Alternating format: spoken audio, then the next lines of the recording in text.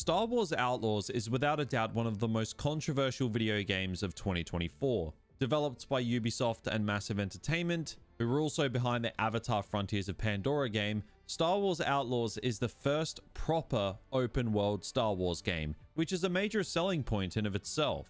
Focusing specifically on the time period between Empire Strikes Back and Return of the Jedi and the criminal underworld of the Star Wars universe, specifically in the Outer Rim. Now, this sounds like a near flawless idea in concept, but if you've played the game, you'll know that elements of that concept were executed well and elements of that concept were executed poorly. Now, Star Wars Outlaws came out about a month ago, and I held off making this video until things cooled off a little bit and we could actually take a balanced look at the game.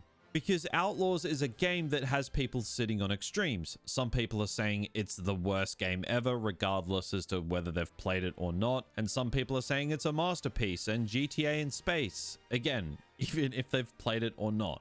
Yeah, it's weird. Look, I must admit personally, the more hours I put into Star Wars Outlaws, the less I like the game. Which for me is strange because it's normally the opposite, which makes Star Wars Outlaws a very unique experience. Now look, Ubisoft understandably have been getting a lot of backlash for practices surrounding their games lately, and I've had my issues with Ubisoft's practices and the way they design their games myself, but I still went into this game with an open mind, and I have a lot to say about it, because I think much like Frontiers of Pandora, Star Wars Outlaws kind of showcases the best and the worst of Ubisoft. However, I think it's slightly skewed to the worst, because I believe that Outlaws is essentially the most Ubisoft game ever. We're going to get into the open world, the gameplay, and the story of Star Wars Outlaws to find out if this game is as good or bad as people say, or if it lies somewhere in the middle. But before we do, a quick shout out to this video's sponsor. This video is sponsored by Instant Gaming. Now, Instant Gaming isn't just another marketplace. At Instant Gaming, you can get game keys cheap straight from the authorized resellers. Video games these days are extremely expensive to the point where it's actually getting kind of ridiculous. So I think we can all agree when we say we want cheaper deals on the games we buy. With Instant Gaming, you can pick from trending bestsellers and pre-orders to get games on the cheap with cross-platform availability. You can also find a bargain for all platforms. Now, seeing as this video is covering a Star Wars game, if you do want to pick up a Star Wars game, Instant Gaming has plenty to offer. I recommend picking up Knights of the Old Republic because it's just over $1. It's one of the best RPGs ever made, and it's just over $1. You are literally not going to get better value than that. It's also worth noting that you can pre-order upcoming releases cheaper than normal online stores. It's also fast and reliable with a high Trustpilot score. So pick up some games with Instant Gaming using my links in the description down below. And of course, a massive thank you to Instant Gaming for once again sponsoring the channel.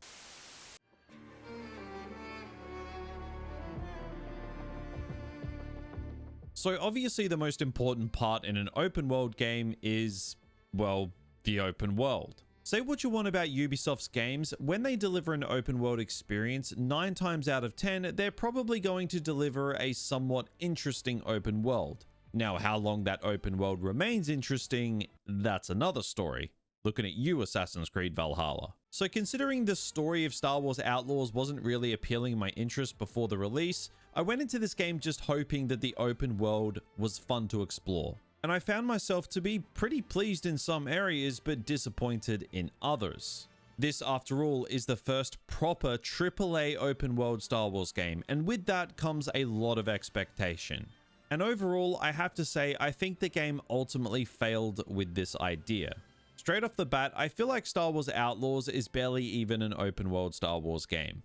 It's kind of a hybrid of Starfield and Jedi Survivor. Outlaws has a little bit in common with both of them. You can't just seamlessly fly from the ground of one planet to the ground of another. You enter multiple cutscenes and loading screens in order for this to occur. So in that sense, I think they've taken a few liberties with the idea of this being an open world Star Wars game because it's far from a seamless open world. On the same hand, I understand the issue. To deliver a seamless open world experience with multi-planetary travel when your game has such high fidelity and detailed environments, it's probably beyond the possibilities of modern hardware to do so, as good as it is. But I have seen a lot of people say that this game isn't really truly open world, and I definitely understand what they're saying. Now, you do have multiple planets that you can explore, such as Tatooine, Akiva, Kijimi, and Toshara. And to be honest, Kijimi is barely an open world. Akiva, basically the same. The only planets that I would consider to be truly open would be Tatooine and Toshara, because you can essentially explore the entire map and go wherever you want without restrictions. Cantonica is another planet that you basically go to and are very restricted as well. Kijimi is extremely linear and honestly is more in line with the map design of a Jedi Survivor or Jedi Fallen Order. Akiva is basically the same thing, just on a larger scale, and you traverse it with a speeder. But more importantly, are these worlds actually fun to explore? At times, yes. Exploring Tatooine was honestly a lot of fun. I think Massive did a great job in recreating this iconic planet and taking the restraints off of players when it comes to exploring it. There are a lot of areas that are instantly recognizable to Star Wars fans, and exploring Moisture Farms, Mos Eisley, Jabba's Palace, whatever it may be, was honestly a lot of fun. Did I find this level of enjoyment on any of the other 3 planets? Truth be told, no. After the first hour of exploring Kijimi, Toshara, and Akiva, I honestly just wanted to go back to Tatooine. I think that's the planet that they simply just did the best job in recreating, which doesn't surprise me given how well known that it is. I will say I did like the snowy vibe of Kijimi though. That was kind of cool, but again, it did wear off after a while. I have to say though, whether I liked all of these worlds or not, they look amazing. Now, I did run this game on a 4090 at 4K max settings, and it ran extremely well. On Akiva, the frame rate did struggle just a couple times, but it seemed to be through no fault of my PC because I dropped the settings and I still had those issues in those same areas. But realistically, that was the only issue I actually had performance-wise. So the fact I could run this game maxed out at 4K led to a pretty incredible experience visually. This game looks great. You can certainly see the DNA of Massive Entertainment's work with Frontiers of Pandora, which I actually think is the best looking game ever, and I think Digital Foundry said statistically that it actually is the best looking game ever. And of course, Massive Entertainment with the Snowdrop engine, that's how Star Wars Outlaws was made, so it's not really a surprise that this game looks as good as it does. I think at worst, Star Wars Outlaws delivers a visually pleasing open world experience, even if majority of the locations can be a little bit boring to explore. Now, you of course can't talk about a Ubisoft open world without talking about the bloat, the collectibles, the world events. This is as Ubisoft as it gets. A lot of the stuff you find across the open world, you kind of just tune out to. It's the same Ubisoft formula to encourage exploration that you've seen 1,000 times before. And much like games like recent Assassin's Creed titles and Far Cry titles, I got pretty bored of exploring for collectibles pretty quickly here. So much so, I straight up just didn't bother after a while. Now, when I make these videos, I tend to explore every nook and cranny of the open world, like Spider-Man 2018 or Red Dead Redemption 2. But with Outlaws, I just couldn't be bothered with exploring to get the collectibles because the open world never really engaged me enough to want to explore. Now, there are side missions spread across the world that vary from a complete waste of time to actually being somewhat worthwhile. The only ones I really found any enjoyment in were on Tatooine. Everything else basically had me snoozing in my chair. It's about on par with the side content you'd expect when they've run out of ideas and are just throwing in side missions because side missions are of course a key pillar of an open world game. Now, a major part of the open world of Star Wars Outlaws is of course the space exploration. Now, that's what I would say if it was actually a major part of the open world. This was one element of Star Wars Outlaws that I was massively disappointed with. It looks absolutely amazing and you'd think off the look alone there's something here worthwhile. But the exploration was just bare bones. I think at most I spent 5 minutes at once in space at any given time. And that was only if I was mission locked. It just seemed like this was an aspect of the game that they kind of forgot about or just rushed. After the disappointment of Starfield, I was hoping for a little bit of spice in this part of the game, but I was left bitterly disappointed. Overall, I think the open world of Star Wars Outlaws is visually impressive to explore, but it's lacking in substance in a way that makes this game's open world as simply Ubisoft as it gets.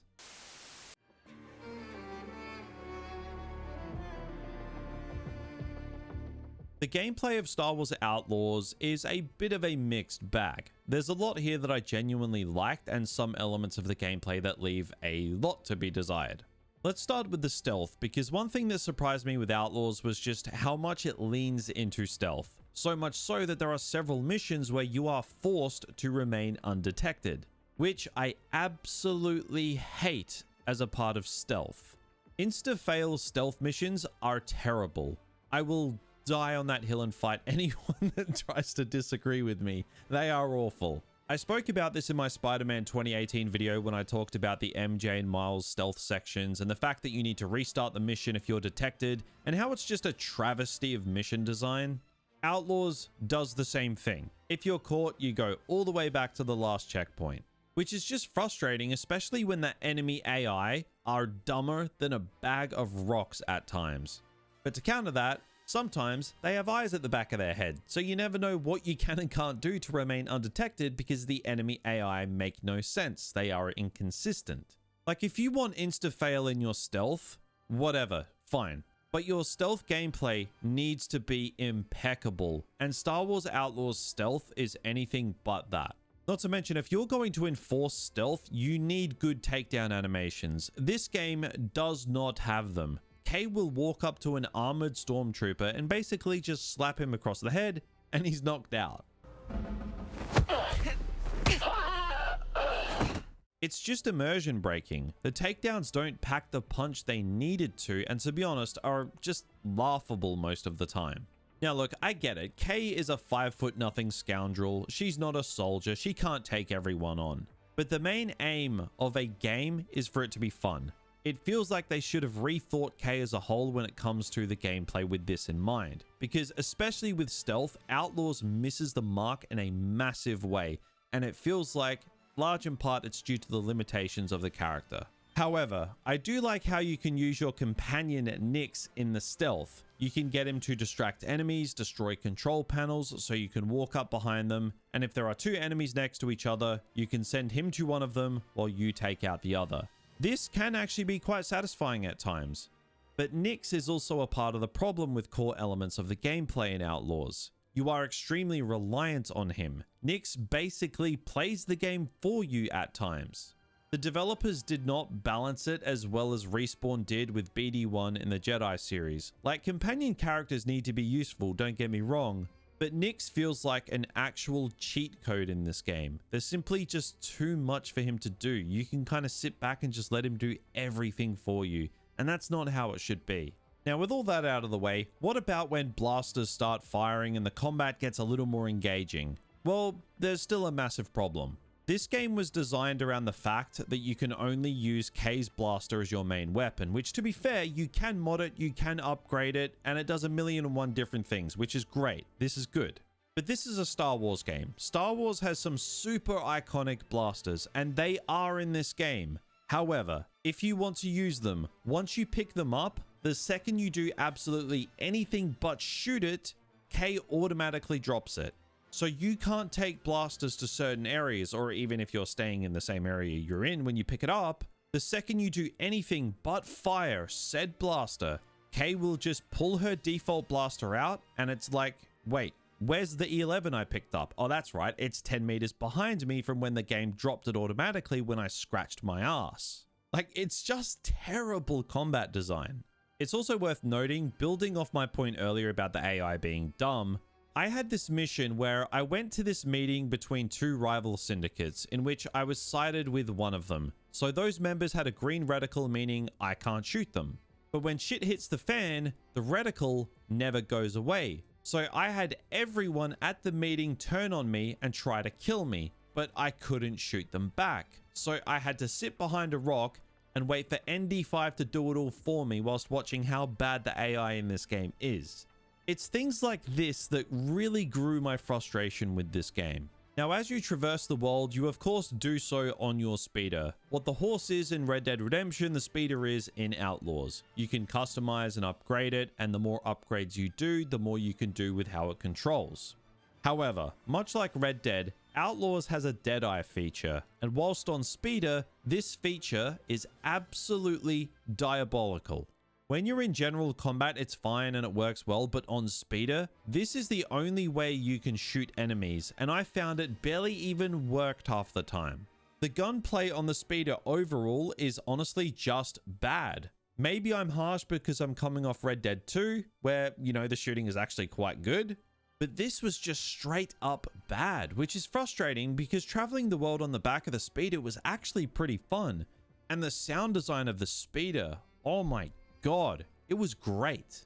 But man, the second you enter combat on this thing, just forget about it. Everything crumbles. Overall, I think the gameplay of Outlaws just leaned too far into stealth given the core DNA of the gameplay. It just wasn't up to par to match a game so focused on stealth. The enemy AI were dumb, the takedown animations are honestly a bit of a joke, and the insta-fail design of the stealth missions are a plague against humanity and shouldn't be in any game, period. Again, anyone who wants to disagree with me on that, feel free. I will come back swinging. And the speeder, whilst fun to cruise around on, the second you get into combat, any sense of solid combat mechanics just go out the window. And the general combat at times can be fun, but the way it forces you to use Kay's blaster is just egregious, and to be honest, pissed me off quite a bit.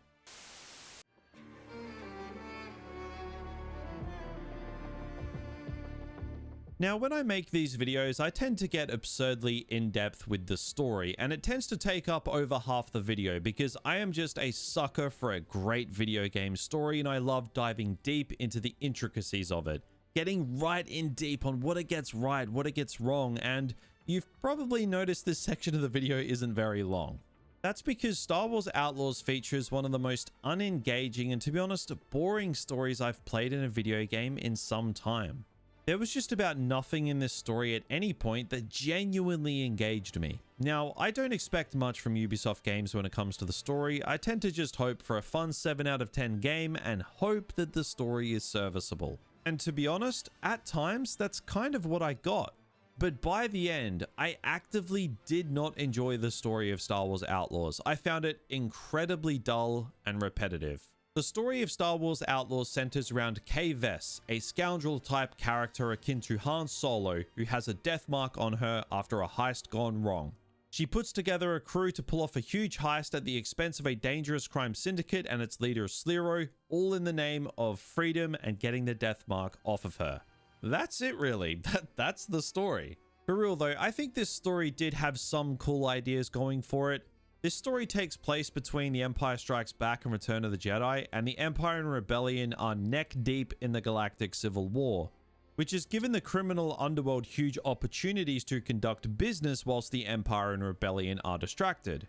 It makes sense to actually fit this story into this time frame, but unfortunately the vessel in which we explore this story is just not very interesting. Kay Vess was an extremely underwhelming character. I didn't find her to be overly interesting, not overly likable, and to be honest, devoid of any real personality. There were times with some of her interactions with Nix where I was like, okay, I'm kind of starting to get an idea of what this character is, but overall, she was just a bizarre pit of nothing. Throughout the story, I was just trying to get a grasp on this character. Her traits, who she is as a person, is she good at what she does? Is she bad at what she does? Is she lucky? Is she competent? Is she incompetent? It was just all over the place. And as a result, I found myself not really caring about Kay that much at all. So the stakes of the story were completely irrelevant to me. If you can't make me care about the main character, the vessel we experience the story in, how am I supposed to care about the story? There was one mission where I was actively sitting forward in my chair and I was like, okay, I'm locked in. And that was the mission where Nix gets stolen and you've got to go get him back. The only reason I cared about that is because I put myself in the position of Kay, and if someone stole my cat, I would hunt them down and John Wick their ass. That was the only mission I genuinely actually cared about. But the only character that I really cared about or thought they did anything interesting with was ND5. His dynamic with Jalen and how they gave him genuine feelings and thoughts despite being a droid was great. And the mission where ND5 is forced to turn on you and hunt you down was Terminator-esque and provided a rare moment of genuine enjoyment in the main story. Speaking of which, we of course get a Darth Vader cameo here, which I kind of saw coming. It's kind of a default thing to do with modern Star Wars, and at first I was kind of like, oh, that's cool. But then you think about it, and it's almost as if they know their characters aren't up to scratch, so they cameo in a beloved character to make you forget about the story's problems. We see this absolutely everywhere with modern Star Wars, and here it kind of lost its impact on me once I actually thought about it. I'm just not falling for this member berries form of storytelling Star Wars continues to do. If you couldn't tell, I've grown extremely pessimistic and bitter when it comes to Star Wars, with Fallen Order and Survivor being pretty much the only exceptions. I know Vader is in those games too, but that actually makes sense given the story they're telling. The whole idea of this game is the underworld operating while the Empire are busy with the fight against the rebellion. Yet they still somehow manage to find time for Vader to show up. Just seems a little bit forced, to be honest. Now, the cutscenes in this story were passable most of the time, but sometimes they would just be straight up bad. This game has a mix of normal cutscenes, pre-rendered cutscenes, and whatever this was. Now look, I don't expect Last of Us level cutscenes or anything here, but I expect consistency with the look of the game in them. The pre-rendered cutscenes look great, but Kay looks nothing like she does in the game here. This doesn't seem like the difference of a pre-rendered and real-time cutscene. This seems like two completely different characters, and I found this jarring as hell. But overall, the story of Star Wars Outlaws, as you can tell by the fact I didn't break it down bit by bit, it was just a resounding meh. It just exists. It's not the type of story that's going to stay with me for years on end, but it's also not complete garbage. It kind of just exists in this weird spectrum of boring and passable. So to bring this one all together, Star Wars Outlaws, my first 20 hours, I thought this game was just another 6 or 7 out of 10 Ubisoft game, and I kind of made my peace with that. But as I put more hours into it for this video, as well as start a second playthrough, I started to realize that this game is more like a 5 out of 10, and overall, I am disappointed. When I play games for videos on this channel, I normally have so much fun playing them, and I kind of keep putting off writing the script and making the video. But with this one, I was just trying to get it out of the way. The worlds are immersive and look absolutely incredible. Nyx is awesome despite how reliant the core gameplay is on him, and ND5 was interesting in the main story, but virtually everything else just fell flat for me, which is probably a representation of the fact that I am a jaded Star Wars fan. Star Wars Outlaws is a stereotypical stale formula Ubisoft open world game that relies on the novelty of Star Wars to carry it. But personally, coming from a jaded Star Wars fan like myself, that novelty wore off very quickly. And overall, Outlaws ended up being a bit of a disappointment to me. And in my opinion, it ultimately failed to provide a deep and profound scoundrel experience and wasted its concept.